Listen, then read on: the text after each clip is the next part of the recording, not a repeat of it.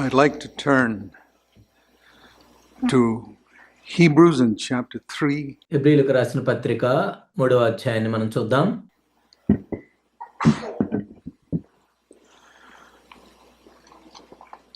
A verse that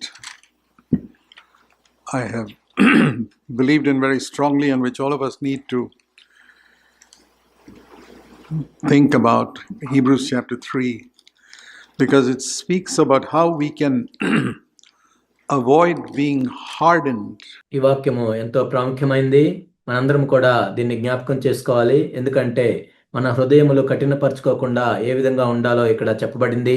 Hebrews 3 and verse 13. Encourage one another day after day. హెబ్రీయులకు రాసిన పత్రిక 3వ అధ్యాయం 13వ వచనము. ప్రతి దినమును ఒకనికొకడు బుద్ధి చెప్పుకొనుడి, ప్రోత్సహించుకొనుడి. As long as it is still called today, so that none of you will be hardened by the deceitfulness of sin.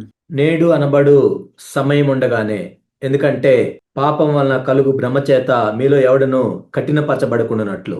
It says that if I can receive encouragement from others, ఇతరుల దగ్గర నుండి నేను ప్రోత్సాహాన్ని పొందుతూ ఉన్నట్లయితే that will protect me from being hardened. నా హృదయము కఠినపరచబడకుండా నేను కాపాడబడతాను. And there's a tremendous temptation in the world to be hardened.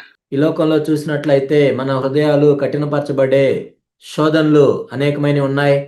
It's because some things can happen to us that can make us bitter or unforgiving.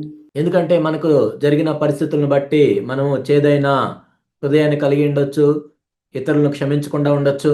Or some circumstances that bring doubt and fear into our minds, and all those things can harden us. లేక కొన్ని పరిస్థితుల ద్వారా మనకు సందేహాలు కలుగుతుంటాయి, లేక భయాన్ని కలుగజేస్తాయి. వీటన్నిటి ద్వారా మనం కఠినపరచబడే ప్రమాదం ఉంటుంది. And the way to overcome is by allowing ourselves to be encouraged by some other brother. వీటిని జయించాలి అంటే ఇతర సహోదరులు మనల్ని ప్రోత్సహించేటట్లు మనం అనుమతించాలి, Or sister. లేక సహోదరులు. In other words, if I'm open to hear what others are saying, whether it's in a meeting like this or in personal conversation or in an email or anything, ఇంకో మాటలో చెప్పాలంటే ఇతరులు చెప్పేదానికి మన హృదయము తెరచి ఉన్నట్లయితే ఇలాంటి మీటింగుల్లో కానీ, లేక వ్యక్తిగత సంభాషణలో కానీ, లేక ఈమెయిల్స్ ద్వారా కానీ, and not to think that I've come to the place where I'm beyond falling or beyond the need of encouragement. ఇంకా నేను పడిపోయే అవకాశం లేదు, ఆ స్థాయికి నేను చేరుకున్నాను, నాకు ఇంకా ప్రోత్సాహం అవసరం లేదు అనే స్థాయికి ఎవరూ చేరుకోలేదు. If we are humble, we will always admit that we need encouragement. ఒకవేళ మనం దీనులుగా ఉన్నట్లయితే మనకు ప్రోత్సాహం అవసరము అని మనం ఎప్పుడు గుర్తిస్తుంటాం. Not because we are discouraged, but because encouraged to go higher than we are right now. అంటే మనం ఏదో నిరుత్సాహంలో ఉన్నామని కాదు, కానీ మనం ఇప్పుడున్న స్థానం నుండి ఇంకా ఉన్నత స్థానానికి, ఉన్నత స్థాయికి వెళ్ళాలి అని ప్రోత్సహించబడటం. In the Old Testament, we read about many stories about battles. పాత నిబంధనలో యుద్ధాల గురించి మనం అనేక కథలు వింటూ ఉంటాం. And those are all pictures of the battle we have with Satan. ఇవన్నీ కూడా సాతానుతోనూ మన శరీరంతోనూ మనం చేసే యుద్ధాలకు సాదృశ్యంగా ఉన్నాయి. And our flesh. And I was reading one of them the last couple of days, which I saw something good in it that encouraged me. కొన్ని రోజుల నుండి అందులో ఒకదాన్ని నేను చూస్తూ ఉన్నాను. అందులో మేలు నేను చూశాను, నన్ను ఎంతగానో అది ప్రోత్సహించింది. That's in 1 Samuel in chapter 30. అదేంటంటే మొదటి సమూయేలు గ్రంథం 30వ అధ్యాయం.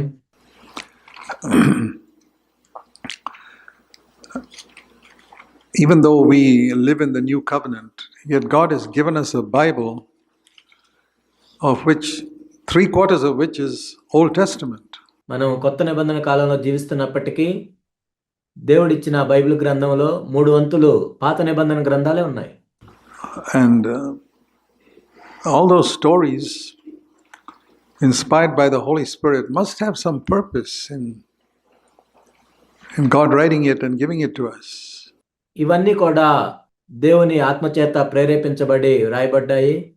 కాబట్టి అవి మన ఆశీర్వాదం కోసం, మేలు కోసమే రాయబడ్డాయి.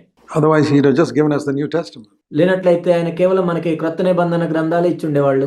The truths that we believe that have changed our lives are in the New Testament. మన జీవితాలు మార్చిన సత్యాలు అన్ని కూడా క్రొత్త నిబంధనలు ఉంటాయి. But yet I found sometimes in the Old Testament pictures of what we experience in the New Testament that really encourage us. And here's one of them. అయినా కానీ నేను పాత నిబంధనలో కొన్నిసార్లు ఏం చూస్తానంటే క్రొత్త నిబంధనలో ఏవైతే మనం అనుభవించామో వాటికి ఛాయ సాదృశ్యం అనేది పాత నిబంధనలో కూడా కనిపిస్తూ ఉంటుంది. And this is a story of David, who one of his many battles.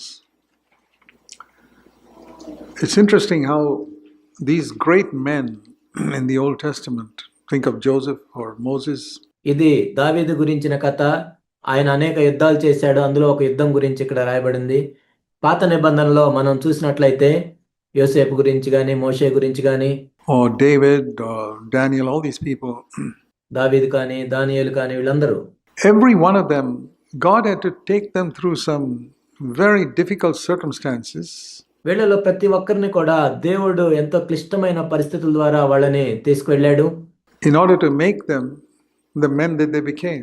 వారంత గొప్ప దైవజనులుగా వాళ్ళు మారటానికి అటువంటి పరిస్థితుల ద్వారా దేవుడు వారిని తీసుకెళ్లాల్సి వచ్చింది. When God wanted Joseph, for example, to be the second ruler in Egypt, ఉదాహరణకి యోసేపుని మనం చూసినట్లయితే ఐగుప్తులో రెండవ అధిపతిగా ఉన్నాడు. his training for that was not in some college or anything like that. It was through being falsely accused of adultery and being locked up in a jail for. కానీ దానికోసం యోసేపు తర్ఫీదు పొందింది ఒక కాలేజీలోనో మరెక్కడో కాదు. కానీ ఆయన మీద తప్పుగా నేరారోపణ చేయబడింది వ్యభిచారం గురించి. తర్వాత ఆయన చెరసాల్లో వేశారు 10 or 12 years 10-12 సంవత్సరాలు with no hope of escape. అసలు అందులో నుండి బయటపడే అవకాశం ఆయన కనపడలేదు. And then he is trained. ఆ విధంగా ఆయన తర్ఫీదు పొందాడు. Now that's not the way we would normally train someone who's got to be a ruler. ఒక అధిపతి కోసం మనం అటువంటి తర్ఫీదు ఎవరికి ఇవ్వము. I mean, today's kings and rulers are not trained that way by their parents. ఈనాటి రాజులు కానీ లేకపోతే అధిపతులు కానీ వాళ్ళ తల్లిదండ్రుల ద్వారా ఎలాంటి తర్ఫీదు నేను పొందలేదు. But God is such a loving father that he allows his children to go through some very, very tough situations. కానీ దేవుడు ఎంతో ప్రేమగల తండ్రి కాబట్టి తన పిల్లలు ఎంతో క్లిష్టమైన పరిస్థితుల ద్వారా వెళ్ళేటట్లు ఆయన అనుమతిస్తాడు. To prepare them for the ministry he has for them. వారి గురించి ఆయన ఏదైతే పరిచర్య కలిగి ఉన్నాడో దానికోసం సిద్ధం చేయటానికి. So in our younger days itself, it's good to recognize that. కాబట్టి మనం యవనస్తులంగా ఉన్నప్పుడే దాన్ని గుర్తించడం అనేది ఎంతో మంచిది. And so if any of you are going through some tough situation, remember that it is with a purpose. These Old Testament examples can encourage you. కాబట్టి మీలో ఎవరైనా క్లిష్టమైన పరిస్థితుల ద్వారా వెళ్తున్నట్లయితే దానికి ఒక ఉద్దేశం ఉందని మీరు గుర్తించండి. ఈ పాత నిబంధనలో ఉన్న మాదిరి ఉదాహరణలు అనేవి మనల్ని ఎంతగానో ప్రోత్సహిస్తాయి. It's the same with Moses. మోషే విషయంలో కూడా అంతే జరిగింది. Moses also, as we have often said, I don't know what all he went through in those 40 years in the wilderness. మోషే ఆ 40 సంవత్సరాల అరణ్యంలో ఇంకా వెయిట్ గుండా వెళ్ళాడు మనకు తెలియదు. Having to live with his father-in-law and look after sheep all the time. And తన మామగారితో ఆయన కలిసి ఉండాలి, ఎల్లప్పుడూ కూడా ఆ గొర్రెల్ని కాస్తూ ఉండాలి. it must have been a very humiliating, breaking process. తాను తగ్గించుకోవాల్సిన మరియు విరగొట్టబడవలసిన ఆ మార్గంలో ఆయన వెళ్ళాడు. And if he had rebelled in that time and questioned God, he'd never have become the man he became. ఒకవేళ ఆ సమయంలో ఆయన తిరుగుబాటు చేసి దేవుణ్ణి ప్రశ్నించి ఉన్నట్లయితే అంత గొప్ప దైవజనుడిగా ఆయన అయ్యేవాడు కాదు. The same with David. He was anointed by Samuel దావీదు కూడా అంతే. సమూయేలు చేత ఆయన అభిషేకించబడ్డాడు to be the king, and you would think that he goes straight away to the throne. సమూయేలు చేత రాజుగా ఉండటానికి ఆయన అభిషేకం పొందాడు, నేరుగా సింహాసనం మీదకి వెళ్ళొచ్చని ఆయన అనుకోవచ్చు. Especially after he goes almost the next week and kills Goliath. ప్రత్యేకంగా మనం చూసినట్లయితే ఆ తర్వాత వారమే ఆయన వెళ్ళి గొలియాతును చంపాడు.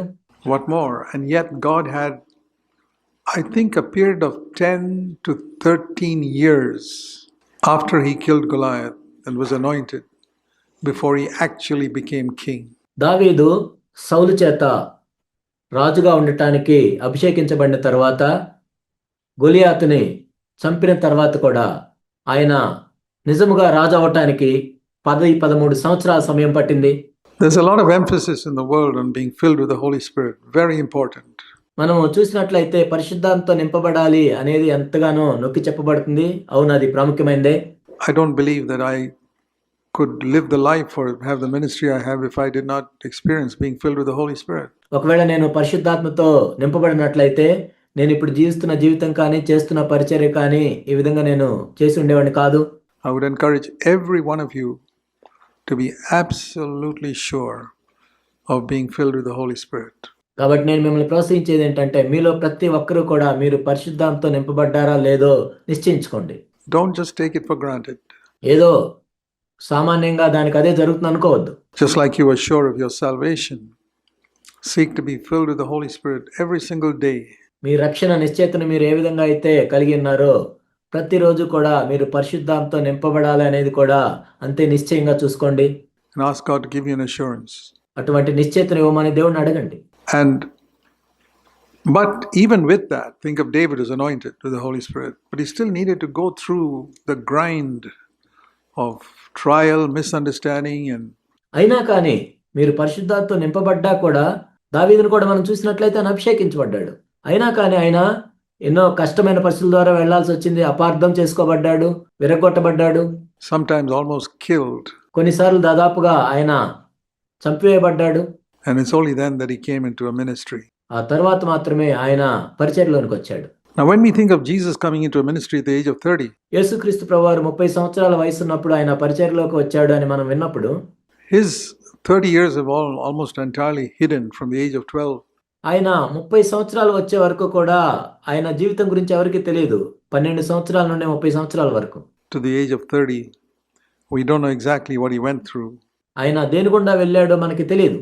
But if those Old Testament examples are any pattern, we can be pretty sure that those 18 years that Jesus spent in Nazareth, ఆ పాత నిబంధనలో మనం చూస్తున్న మాదిరి ఉదాహరణను బట్టి చూసినట్లయితే యేసుక్రీస్తు ప్రభువారు ఆ 18 సంవత్సరాలు నజరేతులో జీవించినప్పుడు there must have been some very, very traumatic experiences that he went through in his family or with his relatives.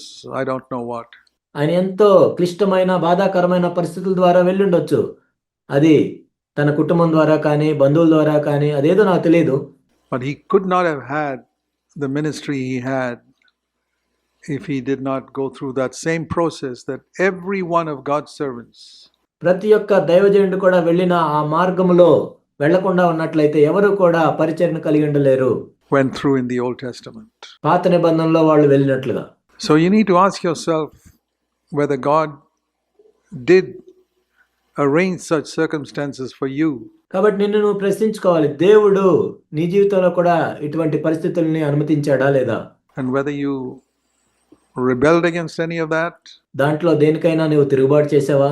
maybe with your unconverted relatives or in your place of work, or there are many circumstances are different. బహుశా మార్పు చెందని నీ బంధువుల ద్వారా ఉండొచ్చు, నువ్వు పనిచేసే స్థలంలో ఉండొచ్చు, ఇంకో పరిస్థితి ద్వారా ఉండొచ్చు. But the principle is the same. కానీ ఇక్కడ నియమం ఏమీ మారదు. God cannot fulfill a ministry even after anointing you unless you are willing to submit to the different circumstances he goes through. దేవుడు నీ జీవితంలో అనుమతించిన క్లిష్టమైన పరిస్థితుల ద్వారా నువ్వు వెళ్లకుండా నీవు ఒకవేళ అభిషేకించబడినా కూడా నీవు పరిచర్యను కలిగి ఉండలేవు. I remember when I quit my job in the Navy and I was already gifted to preach. నాకు గుర్తుంది, నావికా దళంలో నా ఉద్యోగాన్ని నేను విడిచిపెట్టినప్పుడు నాకు బోధించే వరం కూడా ఉంది. I thought I'd go straight into the ministry and be accepted. నేను అనుకున్నాను నేరుగా నేను పరిచర్యలోనికి వెళ్ళొచ్చు, నన్ను అందరూ అంగీకరిస్తారని నేను అనుకున్నాను. But God allowed me to face many years of jealousy from people who are older than me. నాకంటే వయసులో పెద్దగా ఉన్న వాళ్ళు నన్ను చూసి అసూయపడేటట్లు అనేక సంవత్సరాలు దేవుడు అనుమతించాడు. Who were jealous of my ministry and suppressed me constantly. లేక నా పరిచర్యను బట్టి వాళ్ళు అసూయ చెంది నన్ను అనేక సార్లు క్రిందకు నొక్కివేయటానికి ప్రయత్నించారు. And the Lord just told me in those days, I'm thankful that I listened to God. కానీ ఆ రోజుల్లో దేవుడు నాకు ఏం చెప్పాడంటే, నేను దేవుని యొక్క స్వరాన్ని వినటానికి ఇష్టపడ్డాను. అందును బట్టి దేవునికి వందనాలు. He told me never to rebel against them. వారికి విరోధంగా తిరుగుబాటు చేయొద్దని దేవుడు చెప్పాడు నాకు. to submit to authority that misunderstood me, నన్ను అపార్థం చేసుకున్న అధికారం క్రింద నన్ను ఉండమని దేవుడు చెప్పాడు. to submit to authority that misunderstands you. It's not easy. నిన్ను అపార్థం చేసుకున్న అధికారం క్రింద నీవు లోబడి ఉండటమా, ఇదెంతో కష్టం. You like to stand up and defend yourself, and the Lord said, keep your mouth shut. మనం లేచి నిలబడి మనం సమర్థించుకోవాలనుకుంటాం, కానీ దేవుడు ఏం చెప్పాడంటే నీ నోరు మూసుకొని కూర్చోమని చెప్పాడు. Let them misunderstand you. వాళ్ళు అపార్థం చేసుకోనివ్వు. That's part of your education. ఇది నీ చదువులో ఒక భాగం. And I believe that that's one of the things that Jesus must have gone through. నేను అనుకునేది ఏంటంటే యేసుక్రీస్తు ప్రభువారు కూడా ఇలాంటి దాని గుండానే వెళ్ళి ఉండొచ్చు. He didn't have physical attacks from people, భౌతిక సంబంధంగా ఆయన మీద ఎవరు దాడి చేయలేదు అప్పుడు. but I'm sure he must have gone through a lot of misunderstanding and false accusation. ఆయన ఎంతో అపార్థం చేసుకోబడ్డాడు. ఆయన మీద తప్పుగా అనేక మంది నేరారోపణలు చేశారు. These are all part of the education he got that prepared him for the ministry. And ఇవన్నీ కూడా ఆయన్ను పరిచర్య చేయటానికి సిద్ధం చేసిన చదువు. there are many other ways like that which God takes us through. ఆ విధంగా అనేకమైన పరిస్థితుల ద్వారా దేవుడు మనల్ని తీసుకుని వెళ్తూ ఉంటాడు. And in the midst of it, when we belong to a church like this, వీటి మధ్యలో మనం చూసినప్పుడు, మనం ఇలాంటి సంఘంలో ఉన్నప్పుడు we must always be humble enough to receive encouragement from any brother or sister who may be half our age or much younger, who has something to say. కాబట్టి ఏ సహోదరుడు ఏ సహోదరి పంచుకున్నప్పటికీ, మన వయసులో సగం వయసున్న వాళ్ళు పంచుకున్నప్పటికీ, వాళ్ళు ఏదైతే చెప్తున్నారో దానికి మన హృదయాలు తెరుచుకుని ఉండటం అనేది మంచిది. So when you have different brothers get up here and share the word, వేరు సహోదరులు ఇక్కడ నిలబడి వాక్యాన్ని పంచుకుంటున్నప్పుడు, do you listen carefully to the younger brothers? నీకంటే వయసులో తక్కువ ఉన్నవాళ్ళు చెప్పేటప్పుడు జాగ్రత్తగా వింటున్నావా? Or do you feel it's only the old mature saints who can give me anything? వృద్ధులు, ఎంతో పరిపక్వత పొందిన వాళ్ళు మాత్రమే నాకేమైనా ఇవ్వగలరని నువ్వు అనుకుంటున్నావా? Well, if you're like that, I want to tell you, your spiritual growth will be hindered. నీవు ఆ విధంగా ఉన్నట్లయితే నేను చెప్పేది ఏంటంటే నీ ఆత్మీయ ఎదుగుదల అనేది ఆగిపోతుంది. I have decided that I believe God can speak to me through anyone. నేనేం నిర్ణయించుకున్నానంటే, నేను నమ్మేది ఏంటంటే దేవుడు నాతో ఎవరి ద్వారా అయినా మాట్లాడగలడు. Through young brothers, people who stumble in their language. యవనస్తుల ద్వారా, సరిగా భాష రాని వాళ్ళ ద్వారా. I was listening this morning to the meeting in RLCF in Colorado. ఉదయకాలం నేను RLCF కొలరాడోలో మీటింగ్ని వింటున్నాను. And I was blessed listening to young brothers. Some of them are not very mature. యవన సహోదరులు పంచుకుంటున్నప్పుడు నేను ఎంతగానో ఆశీర్వదించబడ్డాను. అందులో కొంతమంది పరిపక్వత లేని వాళ్ళు కూడా. But I got something in my heart from them. కానీ వారి దగ్గర నుండి నేను నేర్చుకునేది, నా హృదయంలో తీసుకునేది ఉంది. What did we read in the beginning? Encourage one another daily. ప్రారంభంలో మనం ఏం చదివాం? అనుదినము, ప్రతిరోజు కూడా ఒకరినొకరు ప్రోత్సహించుకొనుడి, బుద్ధి చెప్పుకొనుడి. Lest any of you be hardened మీ హృదయములు కఠినపరచబడకుండానట్లు. through the deceitfulness of sin. Sin is a very deceitful thing. పాపం వలన కలుగు భ్రమ చేత. పాపం అనేది ఎంతో మోసం చేస్తుంది, భ్రమను కలుగజేస్తుంది. And if you find your heart is hard, ఒకవేళ నీ హృదయం కఠినంగా ఉన్నట్లు నువ్వు కనుగొన్నట్లయితే, it's not soft and gentle towards people who make mistakes. You're hard on people, or తప్పు చేస్తున్న ఇతరులను చూసి వారి ఎడల మెత్తని వైఖరి లేకుండా వారి ఎడల నువ్వు కఠినంగా ఉంటున్నట్లయితే, a hardness that prevents you from being sensitive to hear God's voice. Perhaps the reason is దేవుని యొక్క స్వరాన్ని వినే స్పర్శ లేకుండా ఆ హృదయం ఎంతో కఠినంగా ఉన్నట్లయితే, that you don't allow yourself to be encouraged by someone who's younger than you. బహుశా దానికి కారణం ఏంటంటే నీకంటే వయసులో చిన్నగా ఉన్న వాళ్ళు చెప్పేటప్పుడు, వాళ్ళు ప్రోత్సహించేటప్పుడు నువ్వు అనుమతించట్లేదు. Or maybe half your age. లేక నీ వయసులో సగం వయసు ఉన్నవాళ్ళు. Be open to encouragement.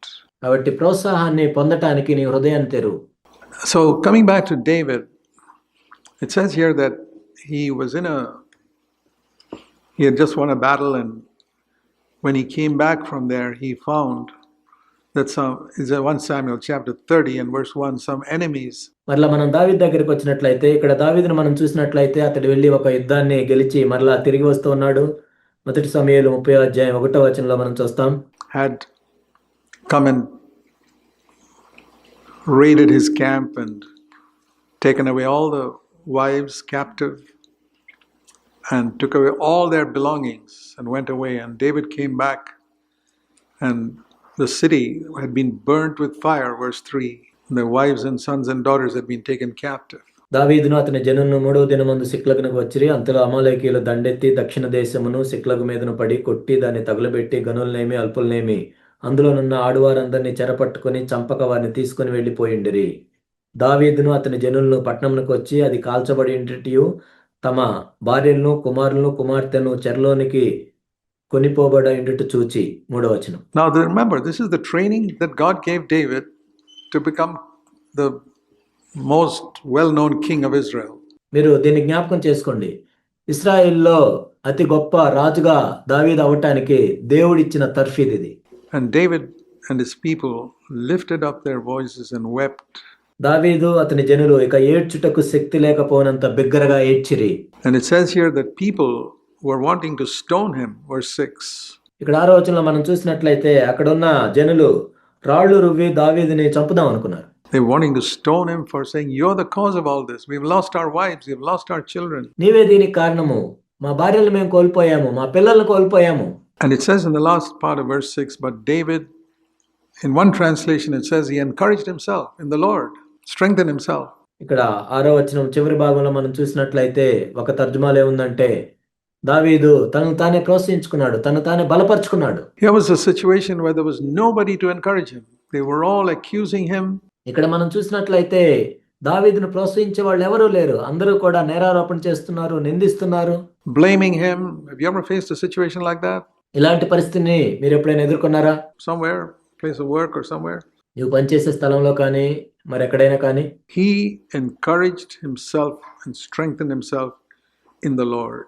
దావీదు తన దేవుడైన యెహోవాను బట్టి ధైర్యము తెచ్చుకొనెను. And he said, well, God must be having a solution to this problem. It looks as if everything is lost. దావీదు ఏమనుకున్నాడంటే ఇక్కడ చూడటానికి సమస్తం కోల్పోయినట్లుగా ఉంది, అయితే దేవుని దగ్గర ఈ సమస్యకు పరిష్కారం ఉంది. If the enemy is strong, our wives are lost, our property is lost. శత్రువు ఎంతో బలవంతుడు, భార్యలను కోల్పోయాము, ఆస్తులను కోల్పోయాము, It looks as if there's no hope. ఇక మనకి ఎటువంటి నిరీక్షణ లేదు అన్నట్లుగా ఉంది అక్కడ. And when you come to a situation like that, అలాంటి పరిస్థితికి నువ్వు వచ్చినప్పుడు encourage yourself in the Lord దేవుణ్ణి బట్టి ధైర్యం తెచ్చుకో, and seek what is God's will. దేవుని చిత్తం ఏంటో కనుగొను. And David sought the Lord, it says in verse 8. ఇక్కడ 8వ వచనంలో మనం చూసినట్లయితే యెహోవా యొద్ద దావీదు విచారణ చేయగా, Shall I go after this enemy? Will I win the battle? నేను ఈ శత్రువును తరమాలా, ఒకవేళ తరిమితే నేను యుద్ధంలో గెలుస్తానా? And the Lord said, go. అప్పుడు దేవుడు ఏం చెప్పాడంటే నువ్వు వెళ్ళి తరుము వాళ్ళని. And David went after the enemy. ఇక్కడ దావీదు ఆ శత్రువుని తరుముకుంటూ వెళ్ళాడు. And on the way he found somebody to help him, to guide him to where the enemy was. దారిలో వేరే వాళ్ళు సహాయం చేశారు, శత్రువు ఎక్కడున్నాడో చెప్పారు. It's amazing how God arranges all this. ఈ పరిస్థితులన్నీ దేవుడు ఏ విధంగా అనుకూలపరిచాడో చూడటం మనకు ఎంతో ఆశ్చర్యకరం. And we will also find situations where God will not forsake us, even when it looks as if we have lost everything. మనం సమస్తము కోల్పోయినట్లు మనకు కనపడినా కానీ God will do something to encourage us. మనల్ని ప్రోత్సహించడానికి దేవుడు ఏదో ఒకటి చేస్తాడు. And finally we read that he met the enemy and slaughtered them in verse 17. 17వ వచనంలో మనం చూసినట్లయితే మొత్తానికి ఇక్కడ దావీదు శత్రువుని కనుగొని వాళ్ళని హతము చేశాడు. And the phrase that comes to my mind after that is a phrase that's repeated. ఆ తర్వాత నా మనసులోకి వచ్చిన ఒక మాట ఏంటంటే పదే పదే చెప్పబడింది. David, verse 18, recovered everything that had been lost. దావీదు కోల్పోయిన దానంతటిని తిరిగి తెచ్చుకొనెను. Verse 18. 18వ వచనం. And again it's repeated. మరలా ఇది చెప్పబడింది. David recovered everything. దావీదు వాటన్నిటిని మరలా తిరిగి తెచ్చుకొనెను. Captured all the sheep in verse 20. Verse 19, he brought it all back. ఇక్కడ దావీదు ఆ గొర్రెలన్నిటిని గొడ్లన్నిటిని పట్టుకొనెను. 20వ వచనము. 19వ వచనంలో మనం చూసినట్లయితే దావీదు సమస్తమును రక్షించెను. And that's the first thing that comes to my mind. నా మనసులోకి వచ్చే మొట్టమొదటి విషయం ఇది. God will not allow us to lose anything spiritually ఆత్మీయంగా మనం ఏదైనా పోగొట్టుకోవటానికి దేవుడు అనుమతించడు. if we keep our attitude right towards Him. దేవుని యెడల మన వైఖరి సరిగా ఉన్నట్లయితే He will allow us to recover. Have you lost something spiritually in your life? Maybe through your own blunder or carelessness. ఒకవేళ నువ్వు చేసిన తప్పుల వల్ల, నిర్లక్ష్యం వల్ల ఆత్మీయంగా నువ్వు ఏదైనా కోల్పోయినప్పటికీ సమస్తమును తిరిగి ఆయన సమకూరుస్తాడు. Or backsliding. ఒకవేళ నువ్వు వెనక్కి దిగజారిపోయినప్పటికీ Here is the word of the Lord, as David recovered all. ఇక్కడ దేవుని యొక్క వాక్యం ఏం చెప్తుందంటే దావీదు సమస్తమును తిరిగి సంపాదించుకొనెను. You can recover everything that is lost. నీవు కూడా ఏదైతే నువ్వు కోల్పోయావో దాని అంతటిని తిరిగి నువ్వు తెచ్చుకోగలవు, రక్షించుకోగలవు. We all have regret over times in our life where we were careless or didn't take something seriously. మనందరము కూడా మన జీవితంలో ఏదో ఒక సమయంలో నిర్లక్ష్యంగా ఉండటాన్ని బట్టో లేక సరిగా పట్టించుకోకుండా ఉన్న కారణాన్ని బట్టో And we feel we have lost something. మనం ఏదో కోల్పోయామని మనం అనుకుంటాం. Here is a promise that you can recover all that's lost. I thank God for it. కానీ ఇక్కడ వాగ్దానం ఏంటంటే దాన్ని తిరిగి నువ్వు సంపాదించుకోగలవు. దాన్ని బట్టి దేవునికి వందనాలు. We've all gone through such phases and we must believe that God will enable us to recover everything. మనందరము కూడా అలాంటి పరిస్థితుల్లో వెళ్ళి ఉంటాము. అయితే దేవుడు ఏం చెప్తున్నాడంటే వాటన్నిటిని మరలా తిరిగి సంపాదించుకోవటానికి దేవుడే మనకు సామర్థ్యాన్ని ఇస్తాడు. I don't know what it is. Maybe with your children, you feel that something was lost. అదేంటో నాకు తెలియదు. బహుశా అది మీ పిల్లల విషయంలో ఉండొచ్చు. నేను ఏదో కోల్పోయానని అనుకోవచ్చు. Failures and blunders you made in bringing up your children or your నీ పిల్లల్ని పెంచే విషయంలో నువ్వు తప్పిపోయి ఉండొచ్చు, లేకపోతే తప్పులు చేసి ఉండొచ్చు. relationship with your wife or husband. నీ భార్యతోనో భర్తతోనో సరిగా సంబంధం ఉండకపోవచ్చు. Take this word. As David recovered all, you can also recover all. దేవుని యొక్క వాక్యాన్ని తీసుకో. దావీదు ఏ విధంగా అయితే తిరిగి సమకూర్చుకున్నాడో నీవు కూడా అన్ని తిరిగి సమకూర్చుకోగలవు. When Jesus defeated Satan, he recovered everything. యేసుక్రీస్తు ప్రభువారు సాతాన్ని ఓడించినప్పుడు ఆయన అన్నిటినీ కూడా తిరిగి సంపాదించాడు, సమకూర్చాడు. Turn to this passage in Luke chapter 11. లూకా సువార్త 11వ అధ్యాయాన్ని మనం చూద్దాం. In Luke's Gospel, chapter 11,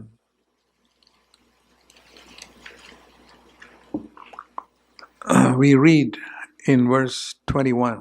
లూకా సువార్త 11వ అధ్యాయం 21వ వచనంలో మనం ఈ విధంగా చదువుతాం.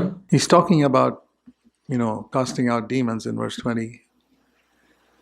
When a strong man, that's the devil, Luke 11:21. When a strong man, fully armed, ఇక్కడ 20వ వచనంలో సాతాను గురించి ఆయన చెప్తున్నాడు. 21వ వచనంలో బలవంతుడు ఆయుధములు ధరించుకొని తన ఆవరణమును కాచుకొనున్నప్పుడు. guards his own house. That's the devil. His possessions are undisturbed. ఇక్కడ సైతాన్ గురించి చెప్పబడింది. ఆ విధంగా ఉన్నప్పుడు అతని సొత్తు భద్రంగా ఉండును. In other words, the devil has robbed you of something that you should have had. ఇంకో మాటలో చెప్పాలంటే ఏదైతే నువ్వు కలిగి ఉండాలో దాన్ని సాతాను దొంగిలించి పెట్టుకున్నాడు. Maybe some years of your life was lost to the devil బహుశా నీ జీవితంలో కొన్ని సంవత్సరాలు సాతాను దొంగిలించాడు. because of your carelessness or backsliding, నువ్వు నిర్లక్ష్యంగా ఉన్న కారణాన్ని బట్టి, నువ్వు వెనక్కి దిగజారిపోయిన కారణాన్ని బట్టి, or some relationships or something. There are people who lost their relationship with their children through their own blunders or foolish strictness or something like that. లేక కొన్ని సంబంధ బాంధవ్యాల విషయంలో, లేకపోతే తల్లిదండ్రులు పిల్లల పట్ల వ్యవహరించిన తీరులో కఠినంగా ఉన్న దాన్ని బట్టో మరొక దాన్ని బట్టో ఆ సంబంధాన్ని కోల్పోయి ఉండొచ్చు. What have you lost? నువ్వేది కోల్పోయినా కానీ, A relationship with your children or with your wife or husband or some situation. నీ పిల్లలతో ఉన్న సంబంధమైన, భార్యతో అయినా, భర్తతో అయినా, మరొక పరిస్థితి అయినా, A strong man has taken it from you. బలవంతుడు నీ దగ్గర నుంచి దొంగిలించాడు. But it says in verse 22, someone stronger than him, that's Jesus, అయితే ఇక్కడ ఏం చెప్పబడిందంటే 22వ వచనంలో, అయితే అతని కంటే బలవంతుడు, ఇక్కడ యేసుక్రీస్తు ప్రభువు గురించి చెప్పబడుతుంది, attacks him, అతని పైబడి జయించినప్పుడు, overpowers him, and takes back all that he stole from you. అతడు నమ్ముకొని నా ఆయుధములన్నిటినీ లాక్కొని అతని ఆస్తిని పంచిపెట్టును. All his armor which he had relied on, and distributes his plunder. In other words, he gives us back.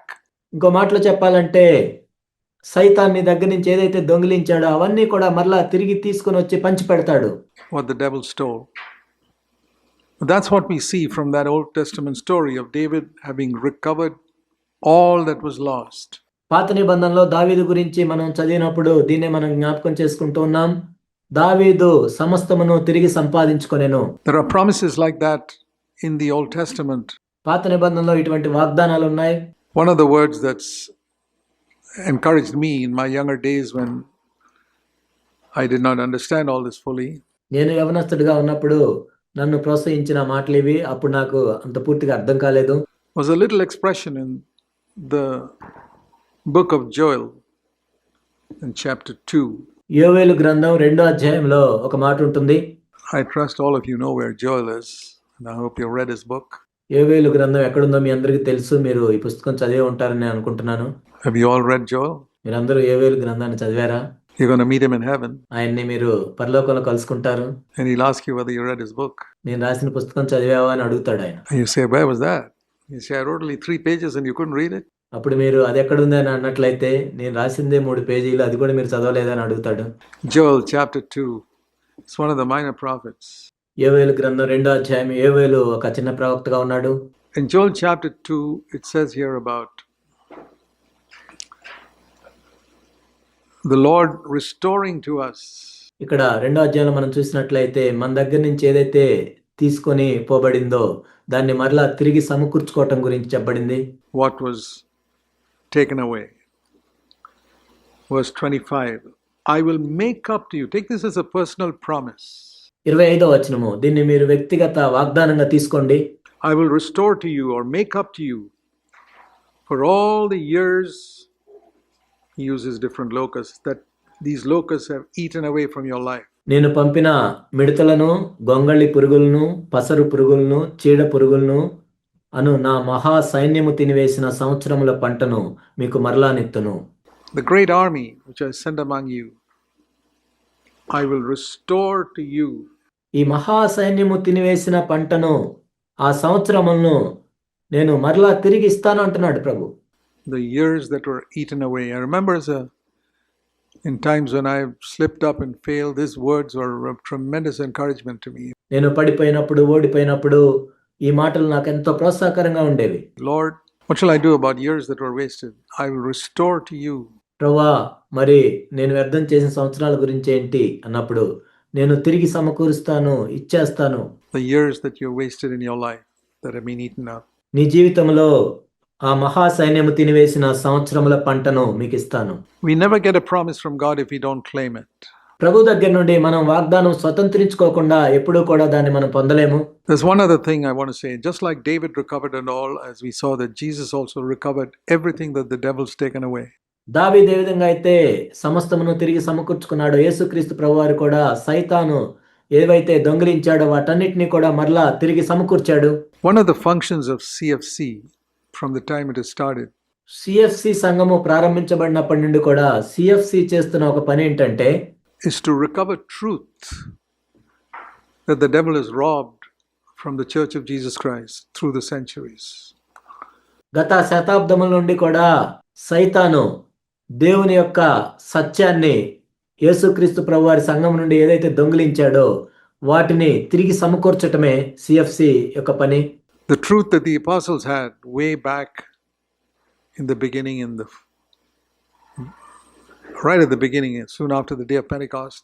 Pentecost దినము తర్వాత అపోస్తలులు ఏదైతే సత్యాన్ని కలిగి ఉన్నారో it did not last for long, because by the time you come to Revelation chapter 2 and 3, which is just about 60 years after the day of Pentecost. ఆ సత్యము ఎన్నో సంవత్సరాలు నిలిచి ఉండలేదు. పెంతెకొస్తు తర్వాత మనం చూసినట్లయితే ప్రకటన 2-3 అధ్యాయాల్లో ఒక 60 సంవత్సరాలు జరిగింది. A lot of the churches have lost అప్పటికే అనేక సంఘాలు సత్యాన్ని కోల్పోయి ఉన్నాయి. what God gave them. దేవుడు వారికి ఏదైతే ఇచ్చాడో, So what the apostles had was lost by the end of the first century. ఏదైతే అపోస్తలు కలిగి ఉన్నారో ఆ సత్యము మొదటి శతాబ్దము చివరికే అనేక సంఘాలు కోల్పోయాయి. And then from then onwards, all types of other practices came in. ఆ తర్వాత నుండి మనం చూసినట్లయితే అనేక ఆచారాలు, అనేక విషయాలు సంఘంలోనికి వచ్చాయి. Infant baptism, priestcraft, and చిన్నపిల్లలకు బాప్టిజం ఇవ్వటం వచ్చింది. యాజకులు మధ్యవర్తులుగా ఉండటం వచ్చేసింది. human rulers with మనుషుల అధికారాలు వచ్చేసాయి. అనేక బిరుదులు వచ్చాయి. titles and salaried preachers, and all this. The apostles were not like that. జీతం తీసుకొని బోధించే బోధకులు వచ్చారు. అలాంటివి అనేకమైనవి వచ్చాయి. అపోస్తలులు ఆ విధంగా లేరు. All this came in through the years, and then corruption and ఇన్ని సంవత్సరాల్లో ఇవన్నీ వచ్చాయి. ఆ తర్వాత అవినీతి అనేది వచ్చింది. sexual scandals in the church, and all types of things through the centuries. సంఘముల్లో కూడా లైంగిక సంబంధమైన పాపాల్లో పడిపోవటం, ఇలాంటివన్నీ కూడా ఇన్ని సంవత్సరాల్లో వచ్చేసాయి. And then little by little, in the last 400 years or so, God began to recover this truth. అయితే ఈ సత్యాన్ని గత 400 సంవత్సరాల నుంచి కొంచెం కొంచెం కొంచెం దేవుడు సమకూరుస్తూ ఉన్నాడు. I thought of that in relation to that expression. David recovered all. Jesus recovered all. దావీదు సమస్తమును తిరిగి సంపాదించెను, యేసుక్రీస్తు ప్రభువారు సమస్తమును తిరిగి సంపాదించెను అన్న మాటలతో నేను చూస్తూ ఉన్నప్పుడు, And through the last few centuries, the Lord has been seeking to recover back fully to the church all the truth. గత కొన్ని శతాబ్దాలుగా మనం చూస్తూ ఉన్నట్లయితే మొదటి శతాబ్దంలో అపోస్తలులు ఏ సత్యాన్ని అయితే కలిగి ఉన్నారో ఆ సత్యం వైపుకు దేవుడు ఒక్కొక్కటి మరలా తిరిగి సమకూరుస్తూ ఉన్నాడు. That the apostles had. See, way back in the time of the apostles, there was no such thing as a church having a pastor. అపోస్తలులు ఉన్నప్పుడు మనం చూసినట్లయితే సంఘములో ఒక పాస్టర్ ఉన్నట్లుగా మనం ఎక్కడ చూడం. Take a simple thing like that. అలాంటి ఒక సామాన్యమైన విషయాన్ని మనం చూసినట్లయితే A pastor in a church was absolutely unheard of. ఒక సంఘంలో పాస్టర్ ఉండటం అనేది మనము మొదటి శతాబ్దంలో ఎప్పుడు వినం. Priests and bishops and all, unheard of. ఈ యాజకులు కానీ బిషప్పులు కానీ వీళ్ళందరూ కూడా అప్పుడు లేరు. Where did all this come in Christendom? క్రైస్తవ్యులు వీళ్ళందరూ ఎప్పటి నుంచి వచ్చారు? It was lost. ఆ సత్యాన్ని మనం కోల్పోయాం. And most of Christendom still hasn't recovered it. క్రైస్తవ్యాన్ని మనం చూసినట్లయితే అనేక చోట్ల ఇంకా ఇది తిరిగి సమకూర్చబడలేదు. But Jesus has recovered all. కానీ యేసుక్రీస్తు ప్రభువారు సమస్తమును సమకూర్చారు. In small groups here and there, the entire truth of the New Testament has been recovered, particularly the truths of the New Covenant. కానీ అక్కడక్కడ చిన్న చిన్న గుంపుల్లో మనం చూస్తున్నట్లయితే ముఖ్యంగా నూతన నిబంధనకు సంబంధించిన సంపూర్ణ సత్యము మరలా తిరిగి సమకూర్చబడింది. That God will write His laws in our mind, giving us a desire to do His will. దేవుడు తన ధర్మ విధులను మొట్టమొదట మన మనసులో రాస్తాడు. ఆయన చిత్తాన్ని చేయటానికి ఆయన కోరికను కలుగజేస్తాడు. And in our heart, giving us the strength to do His will. మన హృదయాల్లో ఆయన రాస్తాడు. ఆయన చిత్తాన్ని మనం నెరవేర్చడానికి కావాల్సిన శక్తిని ఆయన ఇస్తాడు. How many people believe that? I hope everyone here believes that. It's a truth that was lost for years. ఎంతమంది దీన్ని నమ్ముతారు? ఇక్కడ కూర్చున్న వారిలో మీరందరూ దీన్ని నమ్ముతున్నారని నేను అనుకుంటున్నాను. ఎందుకంటే అనేక సంవత్సరాలుగా ఇది మనం కోల్పోయిన సత్యం. It's described in Hebrews 8, verse 10 to 12. హెబ్రీయులకు రాసిన పత్రిక 8వ అధ్యాయం 10 నుండి 12 వచనాల్లో ఇది చెప్పబడింది. The desire to do God's will and the ability to do God's will, it has been recovered for the church. దేవుని చిత్తము చేయాలనే కోరిక, దేవుని చిత్తము చేయటానికి కావాల్సిన శక్తి, ఈ సత్యం అనేది సంఘములో సమకూర్చబడింది. That's your birthright. అది నీ జ్యేష్ఠత్వపు హక్కు. If you have a desire to do the will of God, దేవుని చిత్తం చేయాలనే కోరికను కలిగి ఉన్నట్లయితే don't be conceited to think that you produced it. You did not. అదేదో ఆ కోరిక నువ్వే తయారు చేసుకున్నావు అనే భ్రమలోనే ఉండొద్దు. అది నీ వలన అయింది కాదు. God worked in you. దేవుడు నీలో పనిచేశాడు. There are millions of people who have no desire to do God's will. If you have a desire to do God's will, కొన్ని లక్షల మంది, కోట్ల మందికి దేవుని చిత్తం చేయాలనే కోరిక లేదు. కానీ నువ్వు కలిగి ఉన్నావంటే don't think that's because you're a little better than others. నువ్వేదో వాళ్ళకంటే శ్రేష్ఠుడిగా ఉన్నావు కాబట్టి అలా ఉందని నువ్వు అనుకోవద్దు. Humble yourself and say, Lord, you gave me that desire. నిన్ను నువ్వు తగ్గించుకొని దేవునితో ఈ విధంగా చెప్పు, ఓ ప్రభువా, ఆ కోరిక నువ్వే నాకు కలుగజేశావు. Philippians 2 verse 13 and 14 says, God works in you to desire His will. Philippi 2:13-14 మనం చూసినట్లయితే తన చిత్తము చేయటానికి దేవుడే నీలో ఆ కోరికను కలుగజేశాడు అని ఉంటుంది. But sometimes we can think, I have a desire to do God's will. What is it that makes you different from that other brother who's not so serious about following the Lord? It's only because God worked in you. కొన్నిసార్లు నువ్వు అనుకుంటావు ఏంటంటే దేవుని చిత్తం చేయాలనే కోరిక నాలో ఉందని. ఇంకొక సహోదరుడు ఉన్నాడు, ఆయనకి ఆ కోరిక లేదు, నీకుంది. ఏంటి వ్యత్యాసం? దేవుని వెంబడించే విషయంలో. ఎందుకంటే దేవుడు నీలో పనిచేశాడు కాబట్టి నీకు అలా ఉంది. And if you humble yourself, God will do something more in you. కానీ నిన్ను తగ్గించుకున్నట్లయితే దేవుడు ఇంకా ఎక్కువ పని చేస్తాడు నీలో. And that is give you the ability to fulfill all of His will. దేవుని సంపూర్ణ చిత్తము నెరవేర్చడానికి కావాల్సిన శక్తిని ఆయన ఇస్తాడు. God's will is a huge area, total likeness to Christ.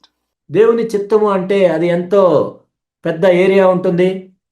అదేంటంటే సంపూర్ణంగా యేసుక్రీస్తు ప్రభువులే మార్పు చెందటం. And if we humble ourselves and say, Lord, you're the one who produced the desire in me. నిన్ను నువ్వు తగ్గించుకొని, ప్రభువా నీ చిత్తం చేయటానికి నాకు కోరికను నీవే ఇచ్చావని చెప్పినట్లయితే, You've recovered everything from Satan. Satan దగ్గర నుండి నీవు సమస్తమును తిరిగి సంపాదించుకుంటావు. Everything that Adam lost ఏదైతే ఆదాము సమస్తమును కోల్పోయాడో, and that the apostles lost have been recovered. అపోస్తలులు ఏదైతే కోల్పోయారో అది మరలా సమకూర్చబడుతుంది. And I praise God, as I've seen through the years, so many brothers and sisters in India and other countries, of some of them not even literate. నేను దేవునికి దీన్ని బట్టి వందనాలు తెలియజేస్తున్నాను. భారతదేశంలోను మరి కొన్ని చోట్ల కొంతమంది సహోదరులు ఉన్నారు. అందులో కొంతమంది వారికి చదువు కూడా రాదు. Who understand the truth of the Bible better than Bible school professors. చాలా మంది బైబిల్ స్కూల్ ప్రొఫెసర్స్ కంటే కూడా వీళ్ళకి బైబిల్ బాగా అర్థమైంది. Of how Jesus has recovered all the truth that the apostles had taught and which was lost through the centuries. అపోస్తలులు బోధించి ఆ తర్వాత ఈ శతాబ్దాల్లో ఏదైతే సత్యాన్ని కోల్పోయామో ఆ సత్యం అంతటిని కూడా మరలా యేసుక్రీస్తు ప్రభువు తిరిగి సమకూర్చారు. That we can live an overcoming life. మనము జయించే జీవితం జీవించగలము. That as husband and wife we can live in peace and happiness every single day of the year. సంవత్సరంలో ప్రతిరోజు కూడా భార్యాభర్తలు సంతోషంతో సమాధానంతో జీవించవచ్చు. That's a truth that is lost. ఇది కూడా మనం కోల్పోయిన సత్యం. You read a lot of battles between Old Testament saints and their wives. Moses was fighting with his wife. పాత నిబంధనలో మనం చూసినట్లయితే భార్యాభర్తల మధ్య ఎన్నో యుద్ధాలు జరిగినట్లుగా మనం చూస్తూ ఉంటాము. మోషే తన భార్యతో గొడవ పట్టము, దావీదు తన భార్యతో గొడవ పట్టము. David was fighting with his wife, and many of the Old Testament saints never had a good family life. అనేక మంది పాత నిబంధన పరిశుద్ధులను మనం చూసినట్లయితే వారికి అంత మంచి కుటుంబ జీవితం ఏమీ లేదు. But it's not meant to be like that today. కానీ ఈనాడు మనం అలా ఉండాల్సిన అవసరం లేదు. We're meant to have a life where Christ is always in our home. ఇప్పుడు మనము క్రీస్తును ప్రతిరోజు కూడా మన గృహంలో కలిగి ఉండేటట్లు మనం ఉండొచ్చు. And where a husband and wife can talk to each other. భార్యాభర్తలు ఇద్దరు కూడా ఒకరితో ఒకరు మాట్లాడుకుంటూ, in the same way they would talk if Jesus were physically present there. యేసుక్రీస్తు ప్రభువారు భౌతికంగా అక్కడ ఉంటే ఏ విధంగా మాట్లాడుకుంటారో అదే విధంగా మాట్లాడుకోవటం. My dear brothers and sisters, don't lower this standard. నా ప్రియ సహోదరులారా, ఈ ప్రమాణాలని మీరు క్రిందకు దిగజార్చొద్దు. Ask yourself, if Jesus were physically present in your home, నిన్ను నువ్వు ప్రశ్నించుకో, యేసుక్రీస్తు ప్రభువారు భౌతికంగా నీ ఇంట్లో ఉంటే how would you talk to your husband or wife? నీ భార్యతోనో భర్తతోనో ఎలా మాట్లాడతావు? Is he present in your home or not? ఆయన మీ ఇంట్లో ఉన్నాడా లేదా? You say you're a Christian. నువ్వు క్రైస్తవుడు అని నువ్వు చెప్పుకుంటున్నావు. It doesn't matter how your partner is. It's got nothing to do with your partner. నీ భాగస్వామి ఎలా ఉందో ఎలా ఉన్నాడో కాదు, వాళ్ళతో ఏం సంబంధం లేదు. Your partner may be unconverted, wild, angry. నీ భాగస్వామి అసలు మారు మనసు పొందలేదేమో, లేకపోతే ఎంతో కోపిష్టేమో, ఏదైనా ఉండొచ్చు. And if Jesus is there and he or she is wild or angry, how will you respond if Jesus is there? అతడో ఆమె ఎంతో కోపంతో ఉన్నా ఎలా ప్రవర్తించినా, ఒకవేళ యేసుక్రీస్తు ప్రభువారు భౌతికంగా అక్కడ ఉంటే నువ్వు ఏ విధంగా ప్రవర్తిస్తావు? You would always respond graciously. ఎప్పుడు కూడా కృపా సహితంగానే నువ్వు మాట్లాడతావు. Jesus has recovered everything for us. యేసుక్రీస్తు ప్రభువారు మన కొరకు సమస్తమును తిరిగి సంపాదించారు. The devil need have no power over us. Be encouraged. అపవాదికి మన మీద ఎటువంటి అధికారం కానీ శక్తి కానీ లేదు. దీన్ని బట్టి మీరు ప్రోత్సహించబడండి. Don't be hardened by the deceitfulness of sin. పాపం వలన కలుగు భ్రమ చేత మీ హృదయాలను కఠినపరచుకోవద్దు. May God help us. దేవుడు మనకు సహాయం చేయనుగాక. Amen. ఆమేన్.